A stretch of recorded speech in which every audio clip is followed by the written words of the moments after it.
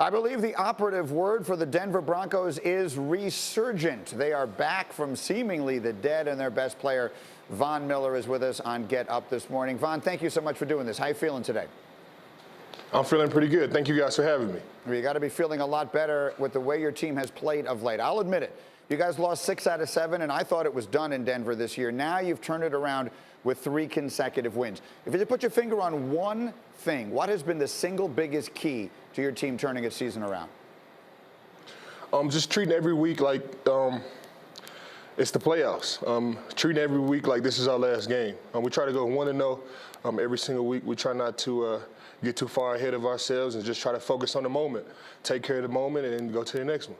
As you look to go 1-0 this week, sometimes I know teams also break up their season into quarters. You're going into the final 4 games of your season, and you've got 3 games coming up against teams that are out of the playoff race. So how does your team right now view your chances to make a playoff push?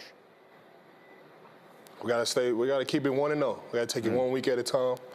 Not really, get too ahead of ourselves. Last year, we played the Giants, and they were down a whole bunch of stars. I think they were 0-5 and 0-6. We went into that game, saying we got to beat these guys. This is going to be the game that, everybody has a heyday, and we end up, losing that game. So we just try to stay out of that mindset and just stay in the moment, and that's what's been working for us.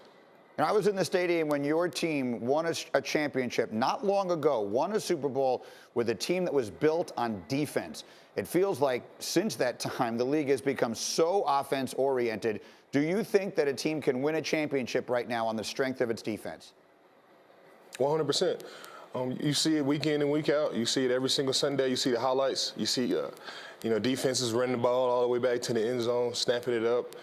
Turnovers are the all-time high right now. So, yeah, defense still wins championships. You were the MVP when your team won that Super Bowl not long ago. Now there's talk about the possibility of a defensive player being named MVP of the league. What do you think? Can a defensive player be named league MVP? 100%.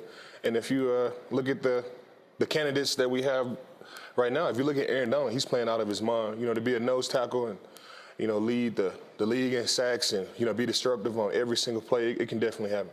Who do you like to watch? There are some players out there, guys come in, they rush the passer, people talk about, is he going to be the next Von Miller? Who do you like to watch tape of? For me, I like to watch the quarterback. I've always felt like I'm a quarterback at heart. I feel like I can throw it pretty good.